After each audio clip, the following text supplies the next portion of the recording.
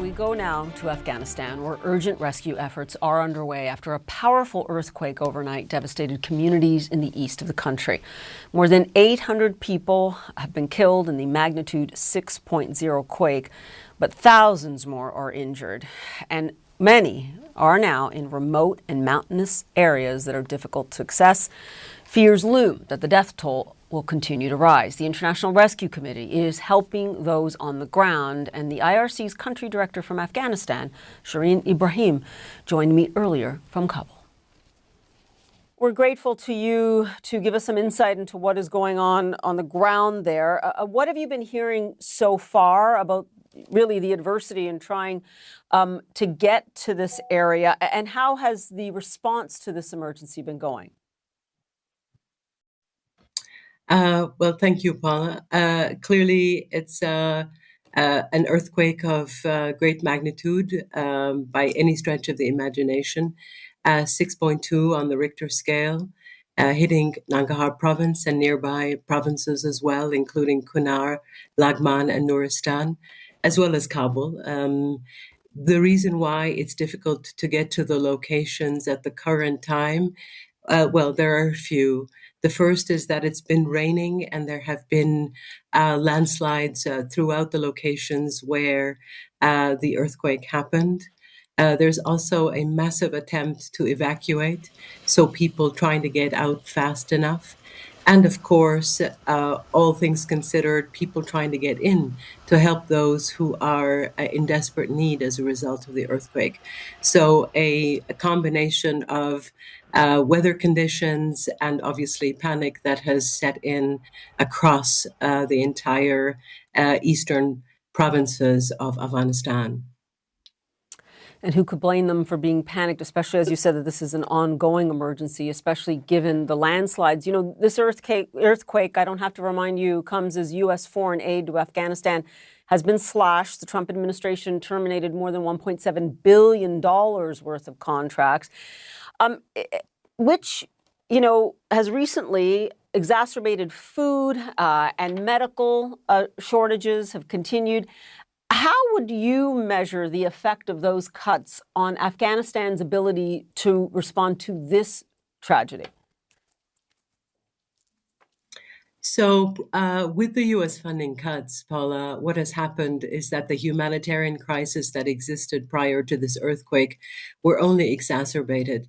50% of the humanitarian response prior to January the 20th was funded by the generous people of the United States and the government.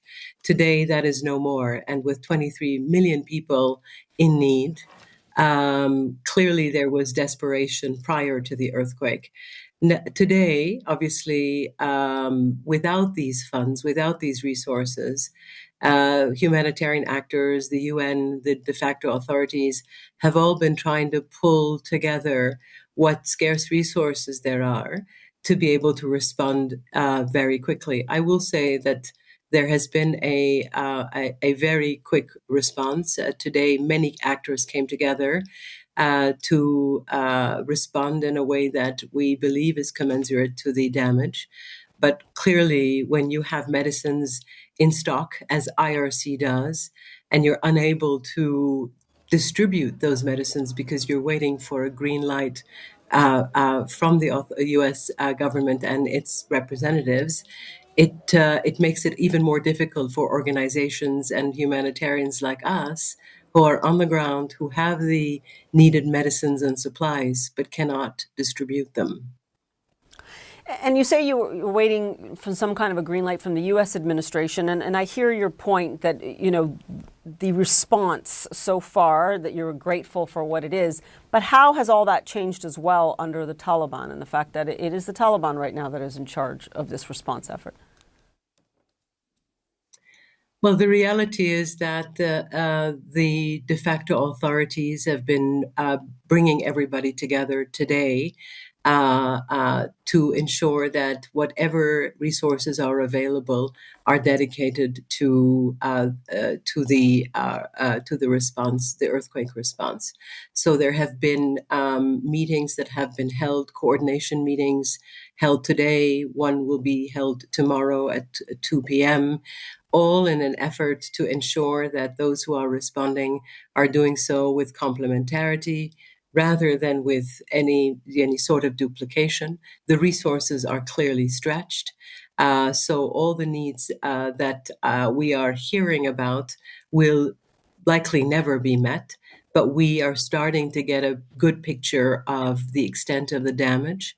And hopefully those who are able to reach those locations will be doing so as early as tomorrow morning. I mean, many have already arrived today, but I believe that the vast majority of the response will start tomorrow. We're trying to get a measure of how the response may have changed here. I mean, the last time we saw an earthquake of this magnitude was in October 2023. More than 2,000 people died. You know, all of this predated, in fact, the closure of U.S. aid and all of those funding cuts on the part of the U.S. administration. Following the earthquake, how fundamental do you believe these changes are to the response effort and what that effort will look like for the people that desperately need it yesterday, not today? Well, I think the major change is that the scale will probably be larger. Just today, we've seen a figure from the UN of 800 deaths, 12,000 or so people directly and heavily impacted by this. But the resources are nowhere near what was available at the time of the Herat earthquake that you are referring to. So I believe that what has really changed is our ability to respond at scale and at the speed that we need. The coordination mechanisms are there. The actors are on the ground. We clearly are trying to pull together whatever we have in terms of resources, but the scale is unmatched by the resources that we need. And as you said, quite a task in front of you. Can you describe how difficult it is to get to these regions, how remote it is, and how, you really need airlift capacity at this point? That's correct. So critical cases were airlifted today. This region is a mountainous region. It's very, very difficult to get around these regions on a normal day, let alone a rainy day where there are landslides and where the most impacted communities are very remote. So clearly airlifting is an option, and it has been tried today, but it cannot be an option for many of the people in the remote locations. So getting to those locations in some instances will take perhaps 2 to 3 hours by car. If on foot, obviously much longer. But it is quite a difficult trek because of the mountainous nature of the entire eastern geographies of Afghanistan. Yeah, and you spare a thought for all of those who have just gone through such trauma and are still waiting for help to arrive. Shireen Ibrahim, we'll leave it there. Thank you so much.